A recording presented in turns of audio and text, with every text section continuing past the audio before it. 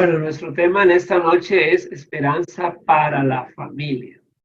Vamos a ver en la palabra de Dios, estamos estudiando el libro del Génesis.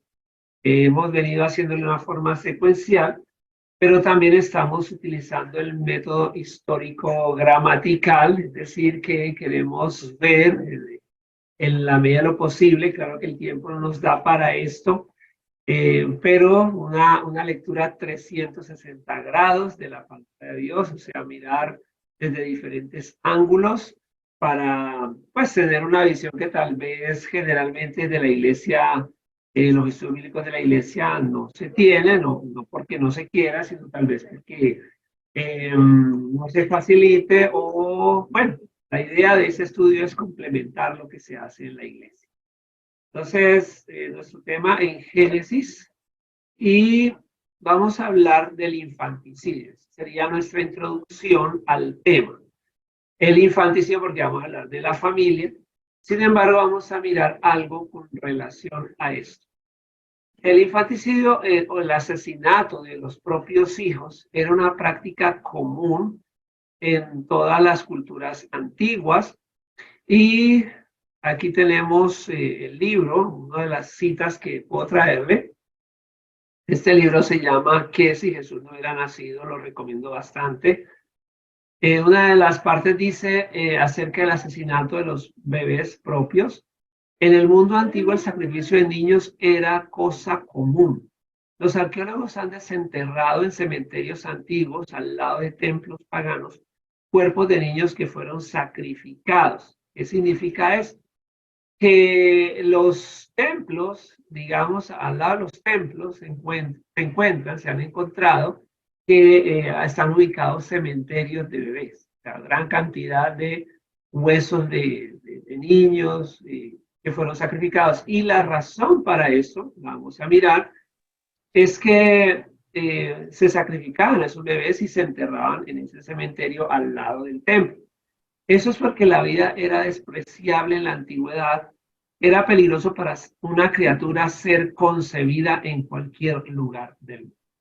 Entonces tengamos esto en mente a medida que vamos avanzando con nuestro tema para que sepamos a dónde queremos llegar. Hay un descubrimiento arqueológico que incluso si usted lo busca así, lo puede encontrar en YouTube, que se llama, habla acerca de los esqueletos de Ashkelon. Ashkelon, aquí en el mapa aparece la parte de la Tierra Santa, el Medio Oriente. Esta es una ciudad de allí. En la antigüedad esta era una ciudad que llegó a ser conquistada por los romanos y era una ciudad muy importante en la antigüedad.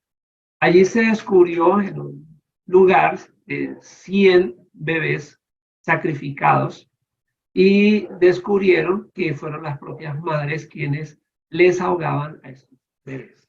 Sus propias madres ahogaron a estos niños y todos eran niños varones. Aunque lo usual, digamos que esto fue algo sorprendente, porque lo usual siempre era sacrificar a las niñas, ¿cierto? Pero en ese caso todos los que aparecen eran bebés, eran hombres. También podríamos decir que en casi todas las culturas antiguas la niñez era la etapa más peligrosa de la vida.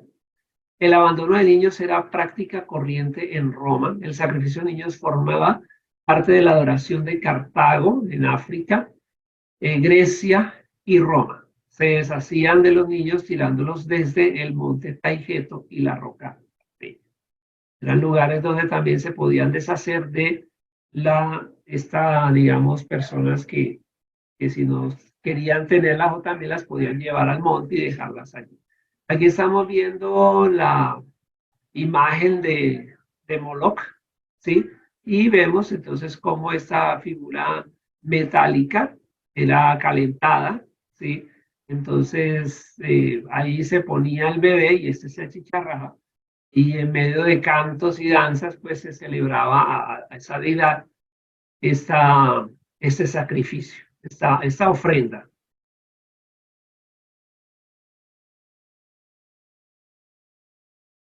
También la palabra de Dios nos habla acerca de Abraham. Entonces aquí llegamos a Génesis 11 y 12. pero porque ahí en ese momento es que aparece Abraham.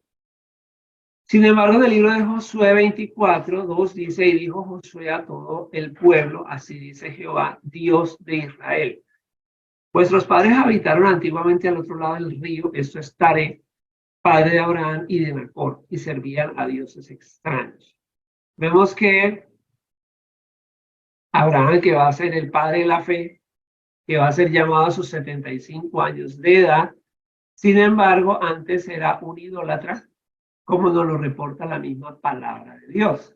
Y nos muestra la misma Biblia que él era un hombre que servía a dioses extraños. Y digamos que es interesante porque cuando entendemos esto, vamos a comprender mejor algunas partes que el Génesis nos habla acerca de. Y sigue diciendo Josué, y yo tomé a su padre Abraham del otro lado del río y lo traje por toda la tierra de Canaán y aumenté su tendencia y le di a Isaac. Bueno, muy bien, entonces aquí ya podríamos citar y ver cualquier cantidad de documentales, pero creo que con eso nos queda una evidencia. Y la palabra de Dios entonces nos muestra que cuando Dios llama a Abraham y le dice que sacrifique a su hijo, cosa que no vuelve a aparecer en la Biblia. Esto me llama la atención porque pienso que si a alguno de nosotros hoy en día se nos dijera que Dios, Jehová, nos está pidiendo que sacrifiquemos a nuestro hijo, así fuera un pastor o un líder espiritual, pues sabríamos que eso es incorrecto. Pero el hecho de que esa petición se le haya hecho a Abraham indica de que él estaba muy relacionado con este tipo de prácticas. Y seguramente él pensaría que el nuevo Dios que le estaba llamando era igual a los anteriores. Por eso, aunque él esperó su hijo 100 años, y cuando nació, dice la Biblia que ese fue su hijo amado, Dios lo prueba diciéndole que sacrifique a su hijo.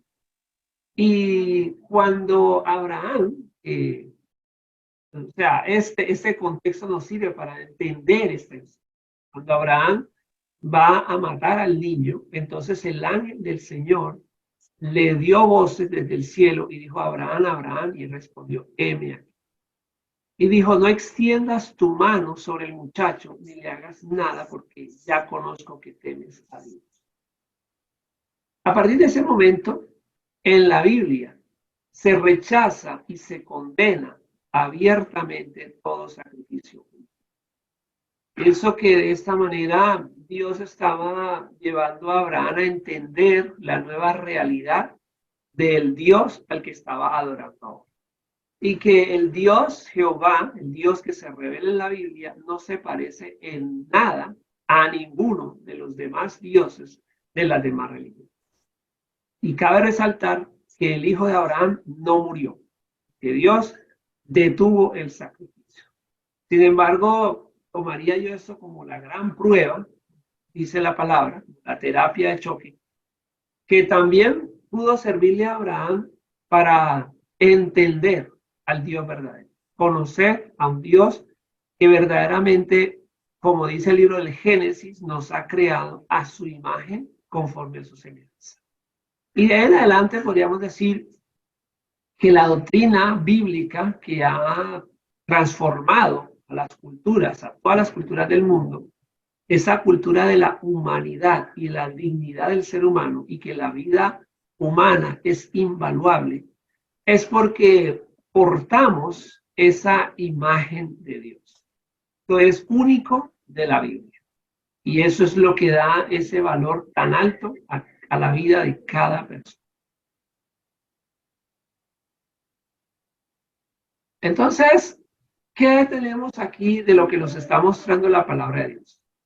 En Génesis 12, del 1 al 3, Dios ha llamado a Abraham de esa cultura, de esas tradiciones, Y vamos entonces a hablar de que para servir al Dios verdadero debemos rechazar algo que hoy en día está muy de moda, ¿no? El tema de lo ancestral, de lo cultural.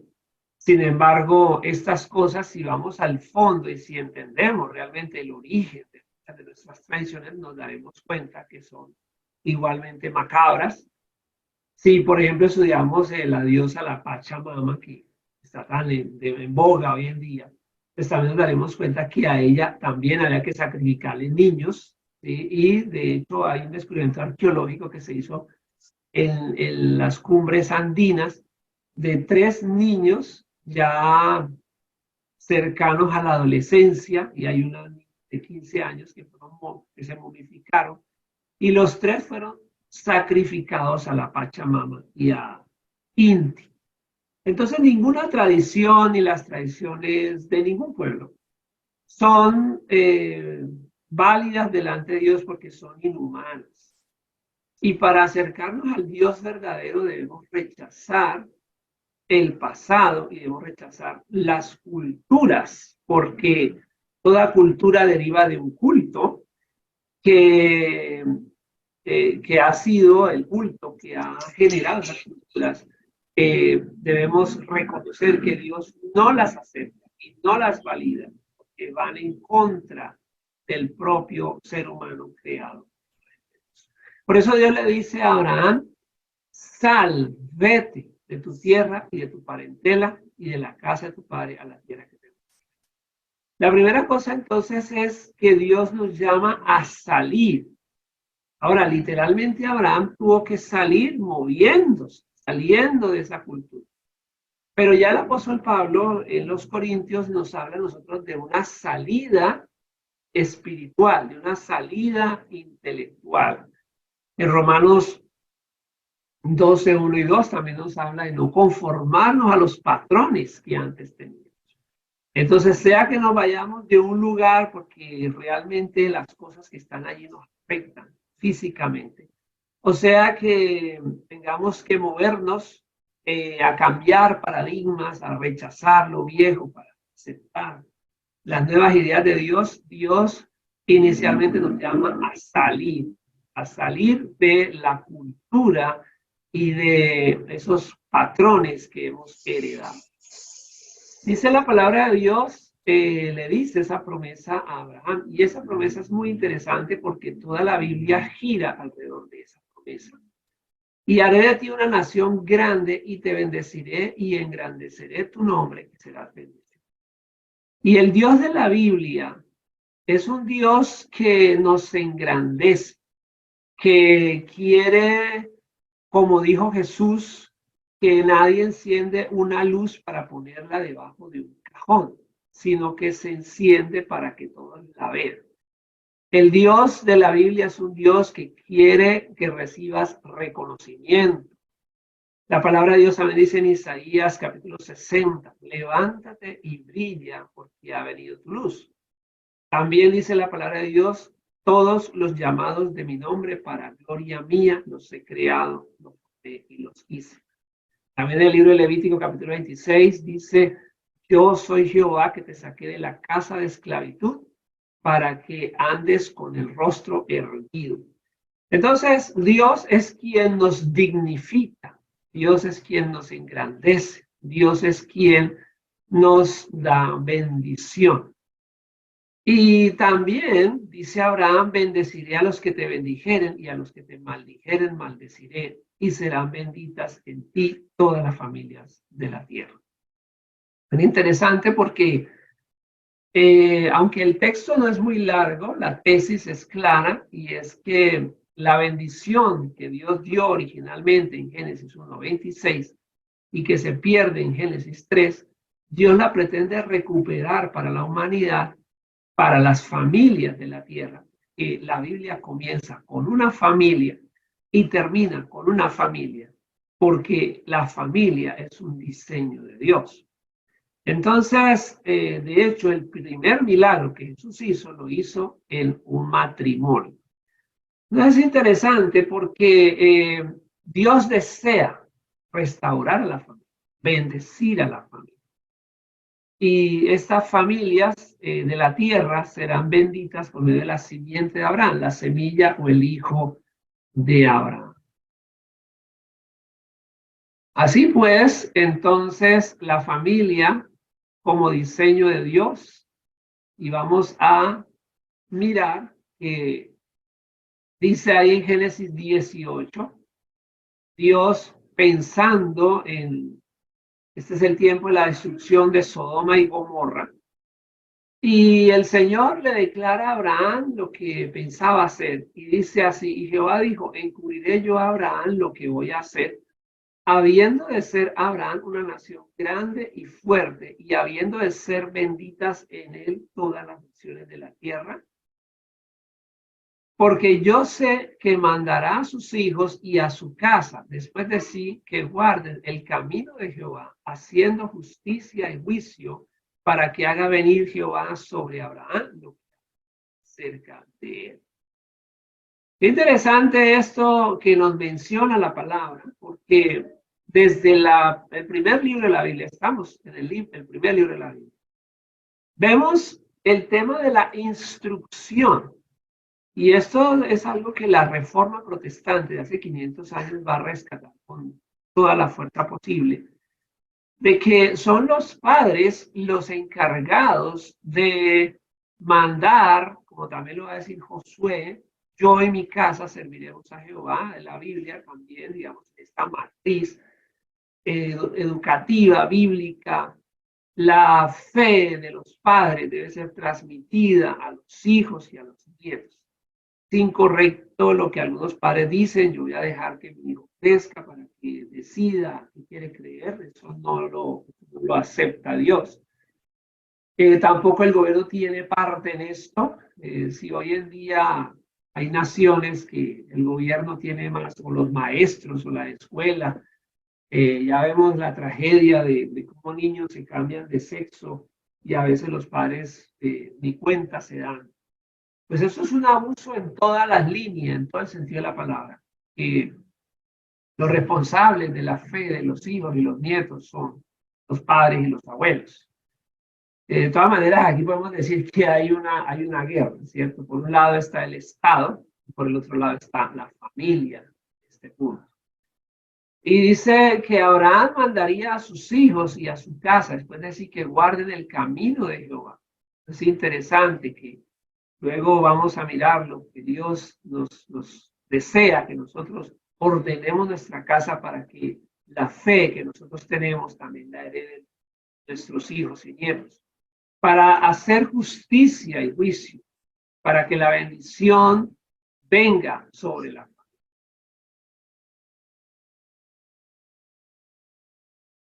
Hay otro libro que se llama así, Alfred Edersheim escribe el libro Usos y Costumbres de los Judíos y nos habla de la actitud de Israel acerca de la familia. Bueno, ya miramos la actitud de los pueblos en general con relación a la familia.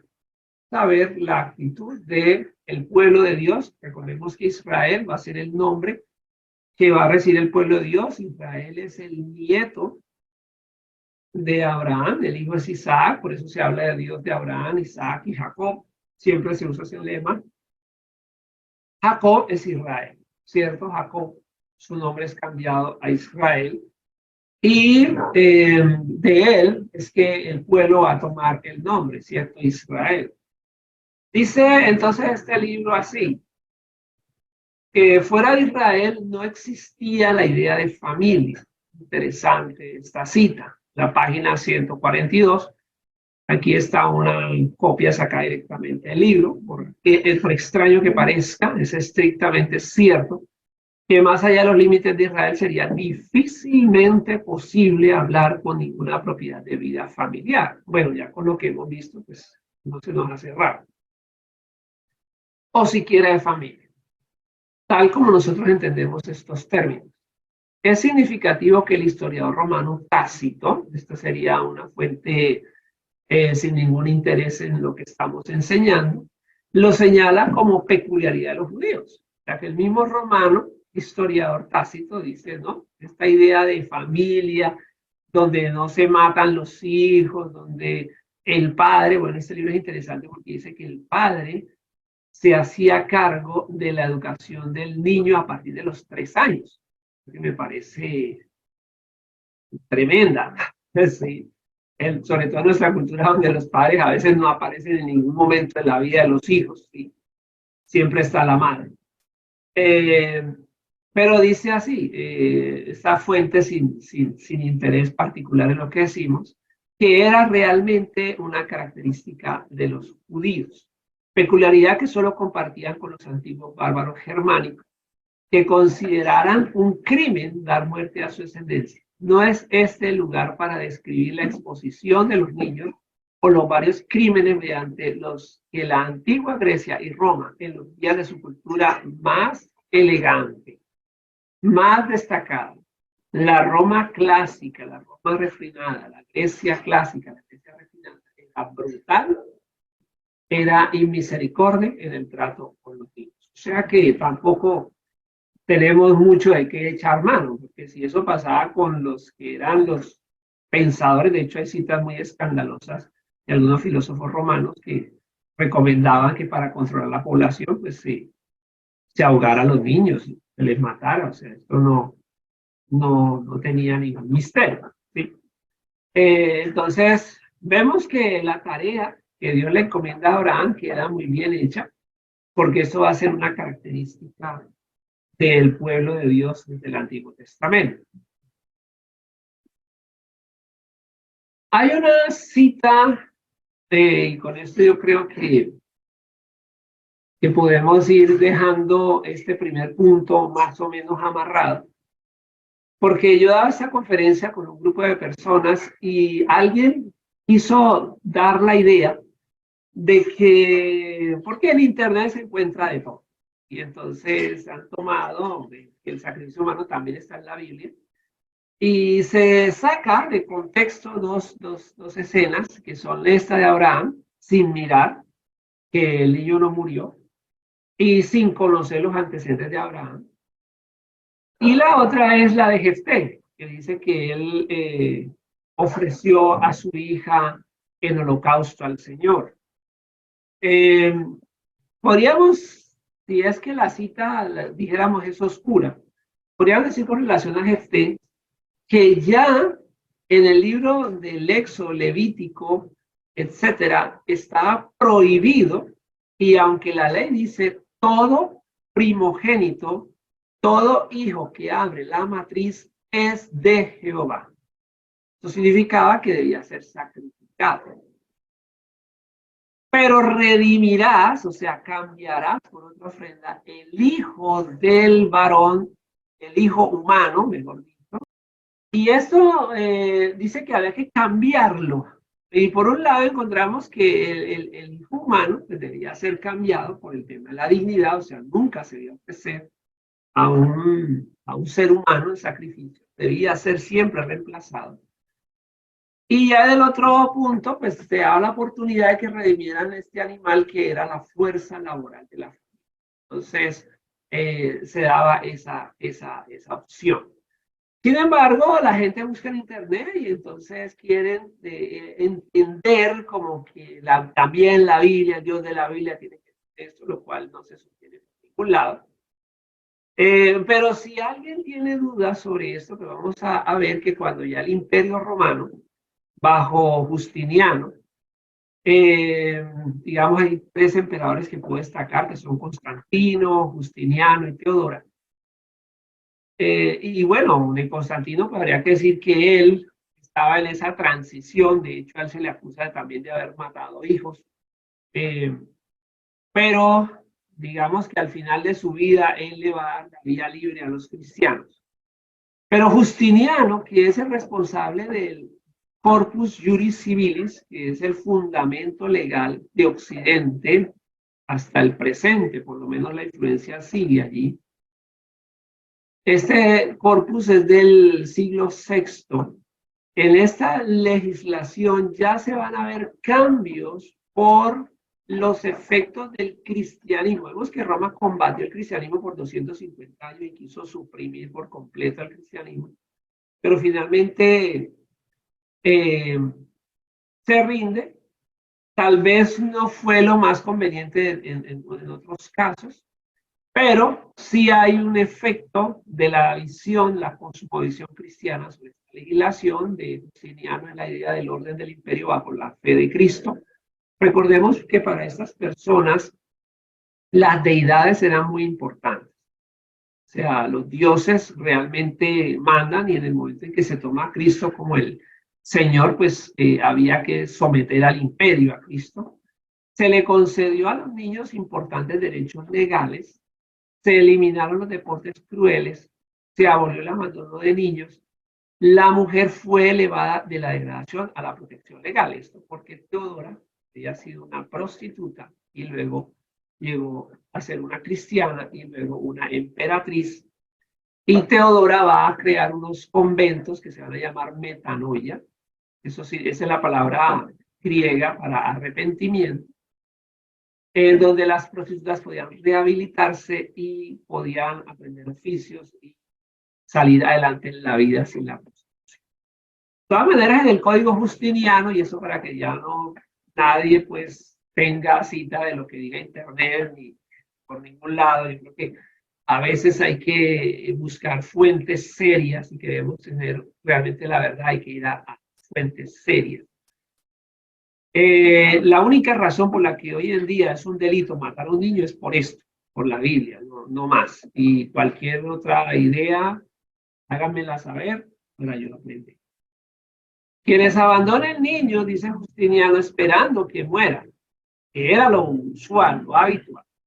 Y quienes usen por pociones abortivas, que era lo habitual, están plenamente sujetos, o sea, ya no es más común, no es más tradicional. Están plenamente sujetos a los castigos de la ley por asesinato. O sea, él lo va a llamar de acuerdo a lo que dice la palabra, aunque esa no había sido la cultura romana, pero es la Biblia la que va a modelar, la que realmente le va a dar a Roma altura en estas. Si ocurriera algún abandono, quien haya al niño debe ver que sea tratado con cuidado y compasión cristiana. Pueden luego adoptarlo, así como nosotros fuimos adoptados del reino de la gracia. Cita que innegablemente no oculta la fuente completa de que es el mensaje de la gracia del reino de Dios el que motiva y motivó en ese momento a que los niños fueran adoptados, así como nosotros también fuimos adoptados por Dios al reino de la gracia. Bueno, la vida de Abraham entonces nos va a marcar varias escenas. También vamos a ver tiempos de crisis económica. Vemos que Abraham, luego hablaremos de Isaac y luego de Jacob, y vamos a ver que esos tres personajes tienen historias similares, esposas estériles, hambrunas, tiempos de hambruna, y sin embargo terminan enriqueciéndose de una manera espectacular. Hubo entonces hambre en la tierra y descendió Abraham a Egipto para allá porque era grande. Podemos decir acerca de esto. Tal vez hoy en día también estamos en tiempos de crisis, tiempos de necesidad.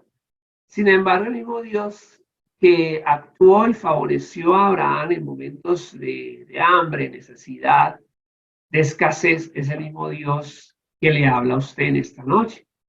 Entonces, hay esperanza a pesar de que la economía esté como esté. Y luego nos va a decir en el siguiente capítulo, eso sería el capítulo 13, subió pues Abraham de Egipto hacia el Negev, él y su mujer con todo lo que tenía y con el Lot, y Abraham era riquísimo en ganado, en plata y en oro. Entonces vemos que la palabra de Dios dice que la bendición de Dios es la que enriquece y no añade tristeza. Ahora, esto no significa que todos los santos, que todos los creyentes deban ser ricos. No lo significa. pero tampoco significa, como aprendimos tradicionalmente, de que todos los santos eran pobres y de que con la pobreza es que se servía a Dios. Eso también es incorrecto. Lo que podemos decir es que Dios te puede prosperar y puede bendecir tus finanzas, ¿cierto? Pero también podemos decir, como dice la carta a los Hebreos en el capítulo 11, que también por la fe muchos pueden no tener riqueza, no, digamos que eso no es un determinante, pero sí abramos la puerta a que Dios puede bendecirnos y de hecho lo hizo con el Padre la fe. Al lugar del altar que había hecho allí, antes invocó allí Abraham el nombre de Jehová. También Lot, recordamos que la historia de Abraham comienza con él saliendo con Lot, y también Lot va a ser muy bendecido, porque la promesa que Dios le da a Abraham es que por medio de él bendeciría a las demás personas. Ahora, esto es importante para nosotros, porque cuando nosotros venimos al reino de Dios, como les dije esa promesa, y a medida que vayamos del estudio, se siente más clara. Cuando nosotros venimos al reino de Dios, Dios nos convierte, le convierte a usted en fuente de bendición. Bendición tanto para usted como para otros. Entonces, esto es algo que Lot también va a disfrutar. Y la tierra no era suficiente para que habitasen juntos, pues sus posesiones eran muchas y no podían morar en un mismo lugar. Esta bendición también debemos decir que hay que saber manejar la bendición de Dios, porque luego ellos van a tener escasez de tierra y Abraham le va a decir a su pariente, le va a decir que a Lot, que porque van a surgir contiendas entre los pastores del ganado de Abraham y los pastores del ganado de Lot. Entonces Abraham dijo a Lot, no haya ahora altercado entre nosotros dos, entre mis pastores y los tuyos, porque somos hermanos. ¿No está toda la tierra delante de ti? Yo te ruego que te apartes de mí. Si fueres a la mano izquierda, yo iré a la derecha, y si tú a la derecha, yo iré a la izquierda. Vemos que Abraham se siente con libertad de darle a su sobrino el elegir, el mirar lo que más le convenga, pero lo que Abraham quería era paz. Ahora, luego de que Lot se separa de Abraham, Dios habla a Abraham y le dice, bueno, yo te bendeciré. El sobrino se va hacia una tierra hermosa, donde escribe la palabra de Dios, y vamos a hablar de oportunidades engañosas. En Génesis 13 dice, y alzó sus ojos y vio toda la llanura del Jordán, que toda ella era de riego, como el huerto de Jehová, como la tierra de Egipto en la dirección de Zoar, antes que destruyese Jehová y a Gogor. Entonces Lot escogió para sí toda la llanura del Jordán y se fue Lot hacia el oriente y se apartaron el uno del otro. Lot habitó en la ciudad de la llanura y fue poniendo sus tiendas hasta Sodoma. La palabra de Dios nos dice, hay caminos que al hombre le parecen derecho, pero su fin es un camino de muerte. Lo mejor para Lot hubiera sido haber permanecido con el tío, haber buscado una forma de estar cerca de la bendición. Sin embargo, él se dejó llevar por los ojos, por los negocios del mundo. Vemos que ya Dios le había bendecido. Entonces no significa, cuando hablamos de los negocios del mundo, no significa que estemos hablando despectivamente de la riqueza. Ya él la tenía. Pero se dejó llevar por oportunidades engañosas. Y se fue dejando llevar. Entonces, lo que nos sirve de la Biblia es mirar esos modelos para analizar nuestro corazón y pensar. Si hoy en día a veces hay negocios que nos separan de la familia, que destruyen la familia, pero el ir mirando que parece atractivo lo que el mundo nos propone puede terminar muy mal y al final de la historia pues lo va a perder todo, ¿no? Va a perder todo porque va a llegar a habitar en medio de una gente malvada. Sin embargo, para él esto fue la gran oportunidad Y eso nos habla de que cuando vamos a tomar cualquier decisión, debemos, como dice la palabra de Dios en el libro de Proverbios, capítulo 3, y Dios es la fuente de la sabiduría. Entonces, si usted está por tomar una decisión trascendental, yo le invito para que usted medite en lo que dice Proverbios capítulo 3. Dice la palabra de Dios en el versículo 5, fíate de Jehová de todo tu corazón y no te apoyes en tu propia sabiduría. El fracaso de Lot es que él vio, se basó a lo que veía, pero la sabiduría de Dios es algo que no brilla a los ojos, no es algo que salta a la vista. Entonces debemos, para tomar decisiones sabias, no apoyarnos en nuestra propia inteligencia. Reconócelo en todos sus caminos y él enderezará tus veredas. No seas sabio en tu propia opinión, teme de Jehová y apártate del mal. Entonces, la palabra de Dios nos está diciendo hoy que no nos dejemos llevar por las decisiones de negocio de una forma emocional o visual o sensacional, sino que realmente pongamos los asuntos en la presencia de Dios, esperemos la voz de Dios, y aún si Dios nos dice algo que nos parece que nos va a hacer perder dinero o que no nos va a hacer prosperar como lo pensamos, tome la decisión que Dios le da. Tome la decisión que Dios le da, puesto que va a ser lo mejor para usted y efectivamente no va a perder nada. Abraham no perdió nada, perdió todo fue su sobrino.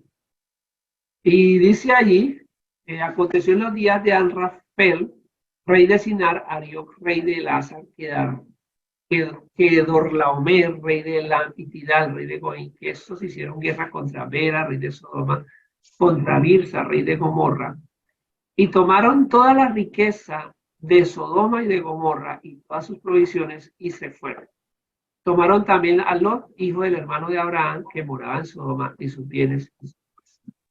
Vemos cómo él entra en esta situación de fuego cruzado y termina siendo capturado y va a perder allí, va a comenzar a perder, ¿no? Ese es como el primer golpe, luego va a venir un golpe financiero que lo va a dejar absolutamente sin nada.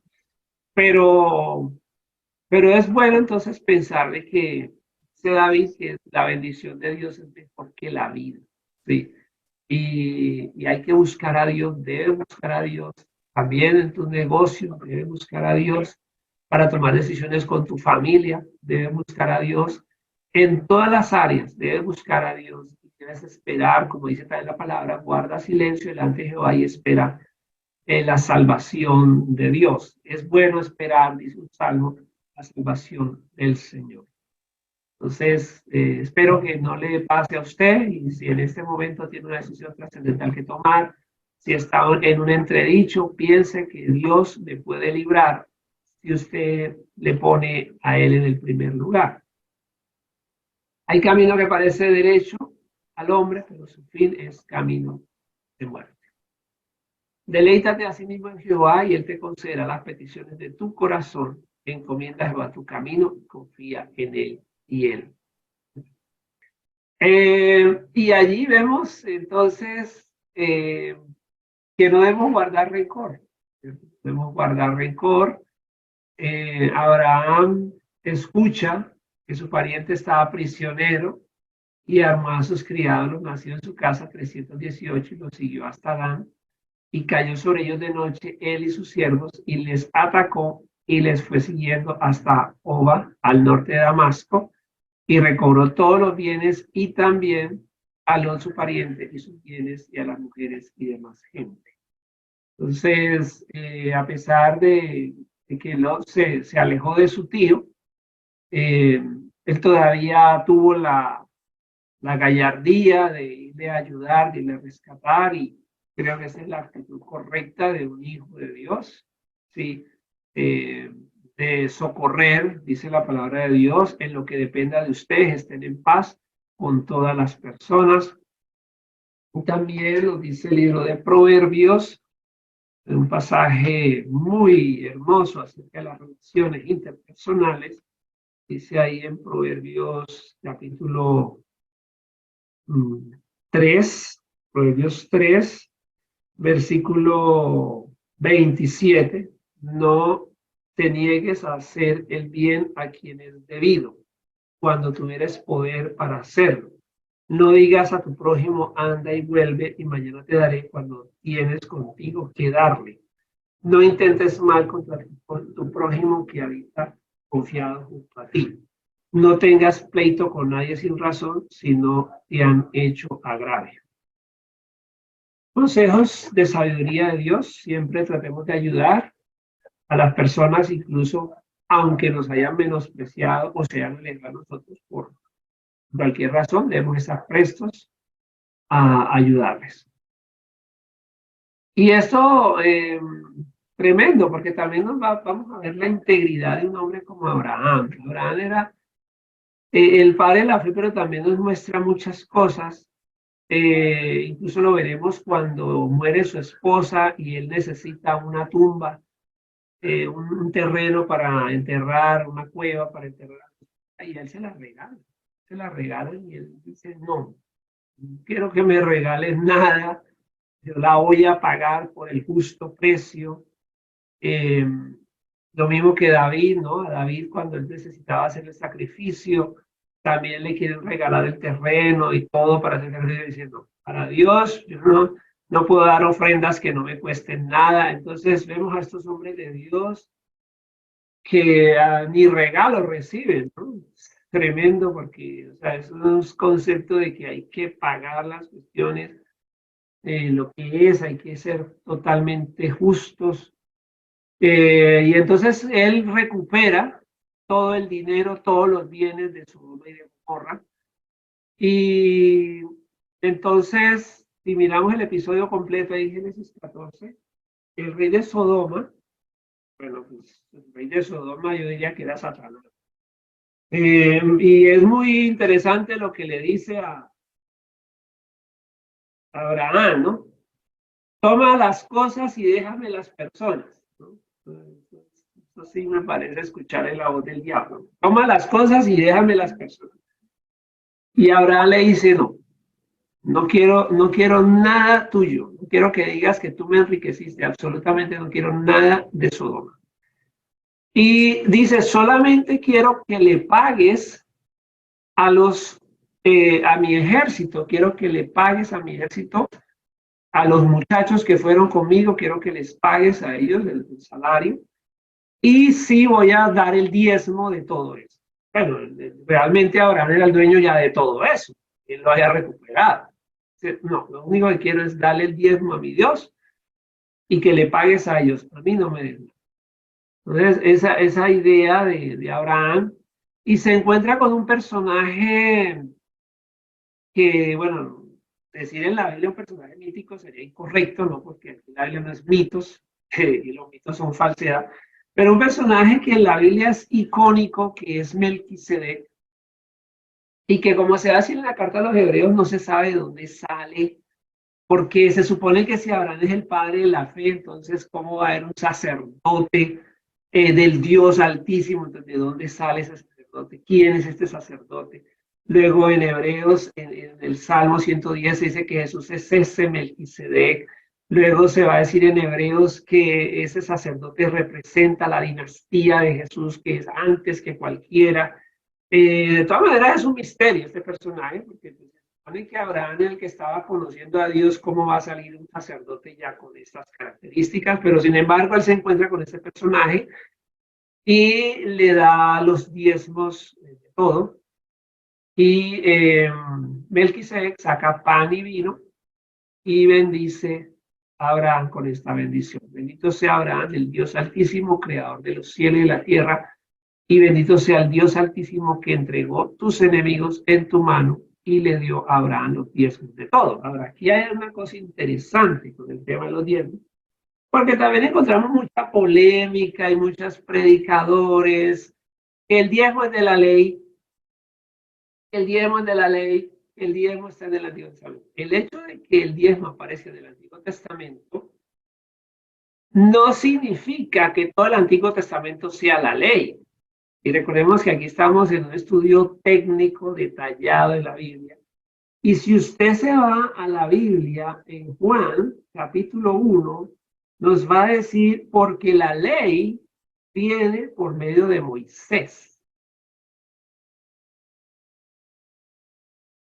La ley viene por medio de Moisés. Esto es Génesis 1:17. La ley viene por medio de Moisés. Ahora, cuando usted se va, bueno, lo podría ver en Génesis, pero vamos a verlo más fácilmente en Gálatas.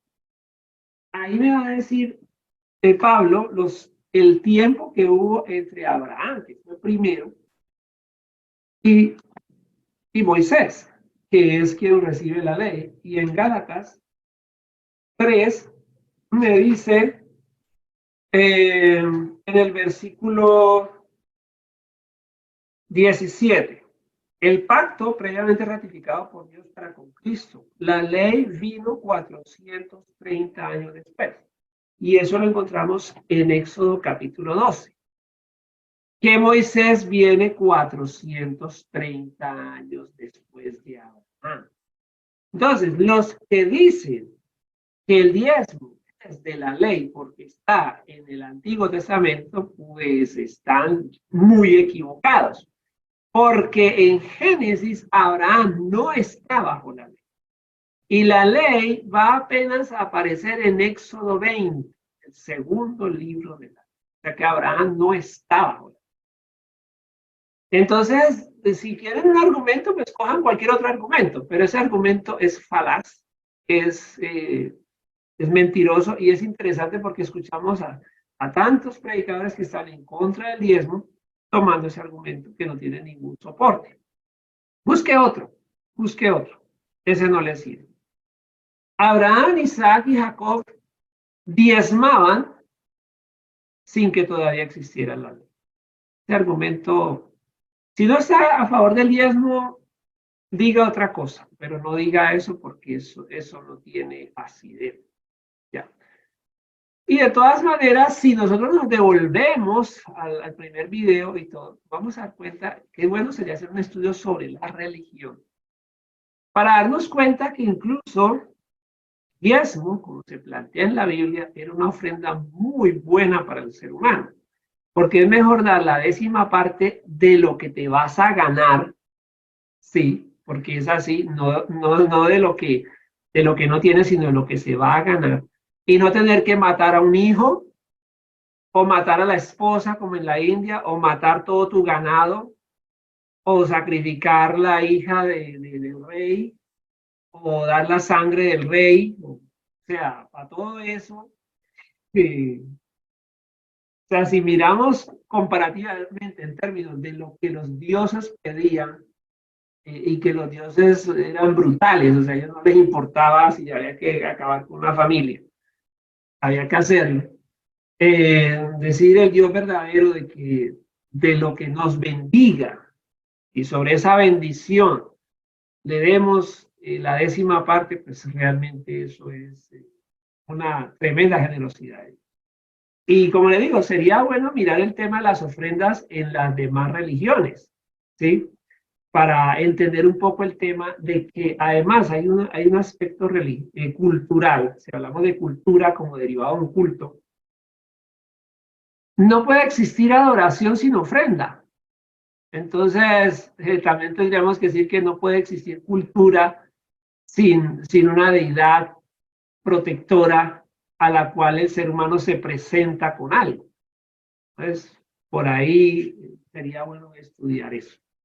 Pero bueno, eso fue lo que hizo Abraham en su momento. También vamos a hablar del poder de la fe de Abraham. Dice el apóstol Pablo en Romanos 4, como está escrito, te he puesto por padre de muchas gentes delante de Dios a quien creyó, el cual da vida a los muertos y llama las cosas que no son como si fuesen. Abraham creyó en esperanza agregaría yo toda esperanza, para llegar a ser padre de muchas gentes conforme a lo que se le había dicho, así será tu descendencia. Y no se debilitó en la fe al considerar su cuerpo, que estaba ya como muerto, siendo de casi 100 años, por la esterilidad de la matriz de Sara. Tampoco dudó por incredulidad de la promesa de Dios, sino que se fortaleció en fe, dando gloria a Dios, plenamente convencido de que era también poderoso para hacer todo lo que había. Entonces, ¿qué nos muestra la fe de Abraham? Esta nueva fe en un Dios único, un Dios misericordioso, un Dios compasivo, un Dios que bendice. Es que también este Dios nos desafía a creer en que esos deseos, dice la palabra, deleítate a sí mismo en Jehová y Él te concederá la petición de tu corazón.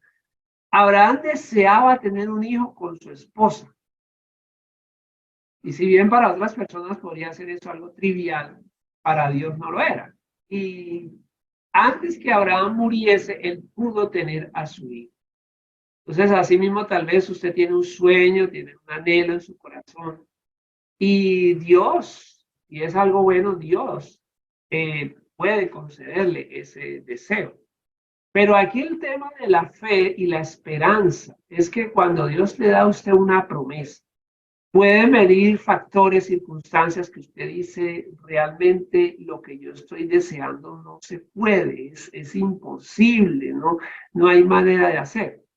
Y déjeme darle una buena noticia, precisamente si es algo imposible, entonces Dios puede tomar el control de esta situación, porque Dios actúa sobre lo imposible. Esa es la fe.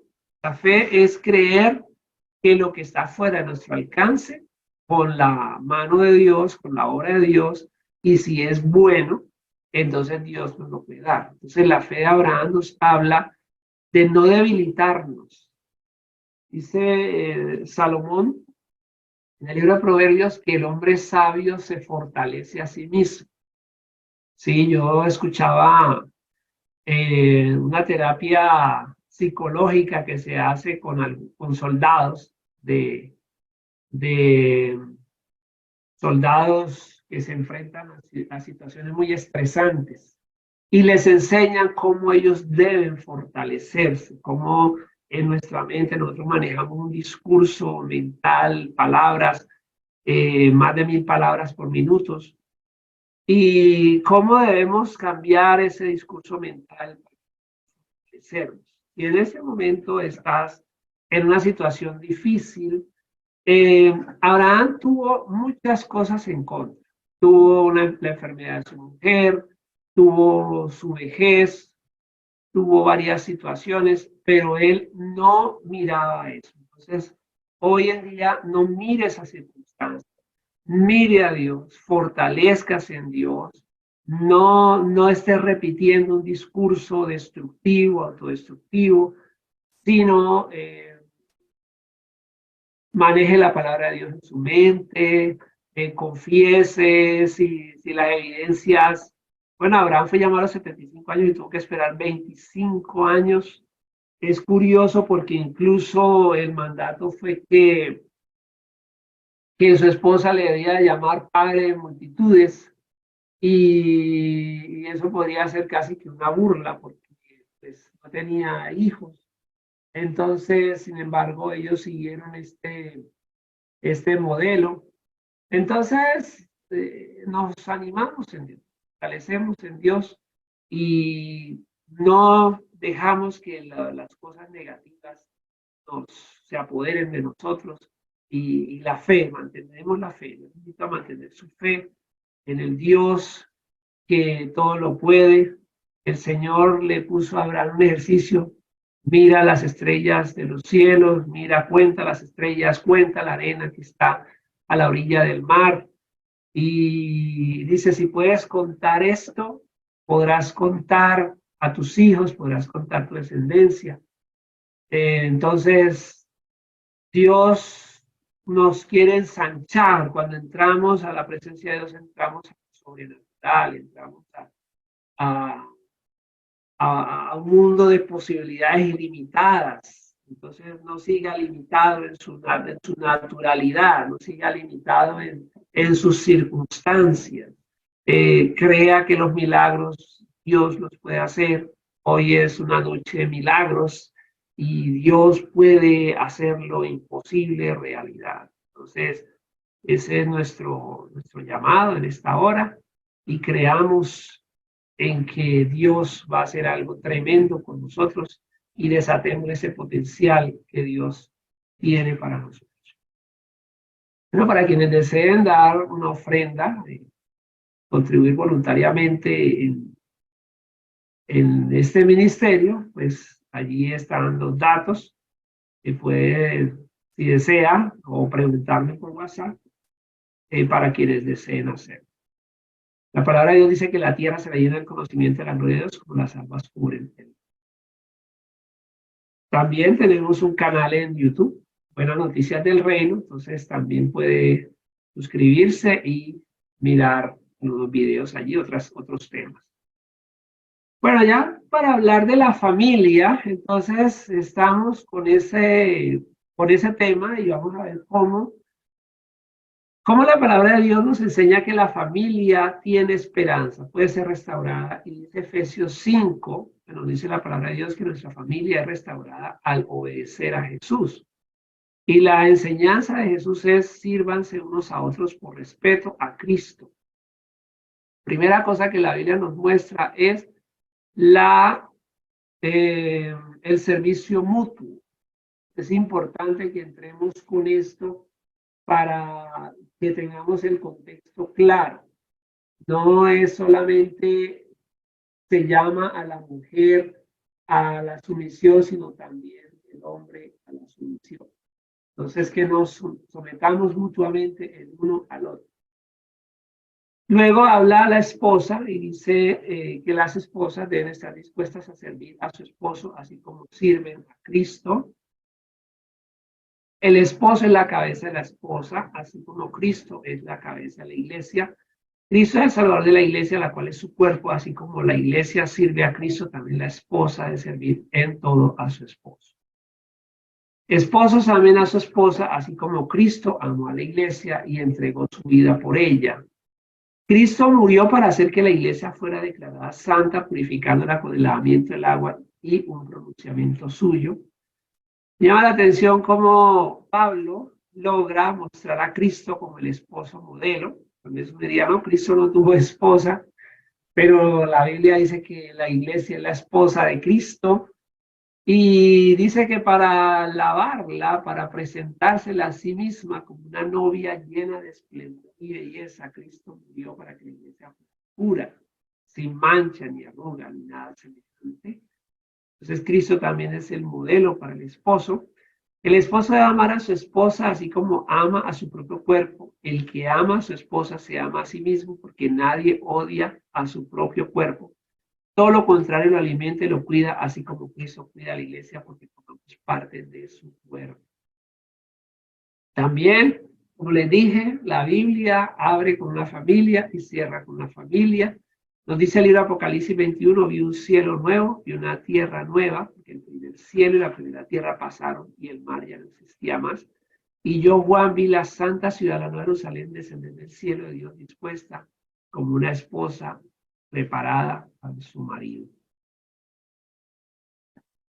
También nos sigue siendo la palabra de Dios que la familia tiene esperanza si aplicamos los principios del Rey Jesús. Y esta frase que dijo Jesús en Mateo 19 también la va a citar del mismo libro del Génesis, capítulo 2, el apóstol Pablo, donde dice: el hombre dejará a su papá y a su mamá para unirse a su esposa y los dos serán un solo ser. Ese es un misterio muy grande, pero tiene que ver con Cristo y la iglesia. En todo caso, cada uno de ustedes ame a su mujer como a sí mismo y la mujer respete a su marido. Además, con relación al tema de los hijos, la palabra sigue diciendo en Deuteronomio 6, y amarás a Jehová tu Dios de todo tu corazón y de toda tu alma y con todas tus fuerzas.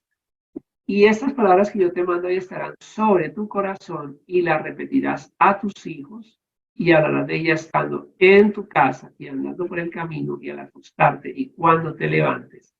Y las atarás como una señal en tu mano y estarán como frontales entre tus ojos y las escribirás en los postes de tu casa y en tus. Entonces, Allí la palabra de Dios nos está mostrando que hay que tener el altar familiar, compartir con los hijos, hay que enseñar, hay que repetirles que amen a Dios. Somos guardas de nuestra familia, somos guardas de nuestros hermanos y podemos restaurar, ver a nuestra familia restaurada viniendo a los pies de Cristo. Asimismo, el apóstol agrega acerca de esta bendición de Abraham. Ahora bien, Abraham se le echa las promesas y a su descendencia, a su hijo, Cristo, el descendiente lejano de Abraham, Cristo. Y dice, y esa simiente es Cristo. Entonces tenemos claro que esa promesa de Génesis 12 se refiere a Cristo. Y si nosotros somos de Cristo, somos la descendencia de Abraham. Y cuando Pablo dice eso, está hablándole a los Gálatas que no eran judíos. Asimismo nosotros que no somos judíos, que no somos israelitas, también somos descendencia de Abraham. Y heredamos la promesa de la bendición de Dios, la bendición de la vida abundante. El Señor le llama a la vida abundante, el Señor quiere bendecir a su familia, el Señor ha venido para darnos vida, Él es la simiente de Abraham, Él es el libertador, de acuerdo a Génesis 3, el que aplasta la cabeza de la serpiente, el libertador de la humanidad, hijo de promesa y quien quiere beneficiar, bendecir, restaurar a las familias. Él dijo que el ladrón no viene sino a robar, a matar y a destruir, pero que él ha venido a dar una vida y una vida en abundancia. Hay esperanza para usted, para su familia. Y aún, si fuera el caso de que hemos tenido un fracaso en nuestra familia, por X, Y o Z razón, también el Señor quiere perdonarnos, como sucedió con la adúltera. Jesús ofreció perdón a esta mujer y también lo podemos ver en el caso de la mujer samaritana que había tenido varios esposos, sin embargo, vino a Jesús y Jesús restauró su vida. Es una noche para reiniciar con Jesús, es una noche para arrepentirnos, para comenzar de nuevo y para recibir restauración de Él y para reiniciar de acuerdo a su voluntad a vivir esa vida aún. Amén.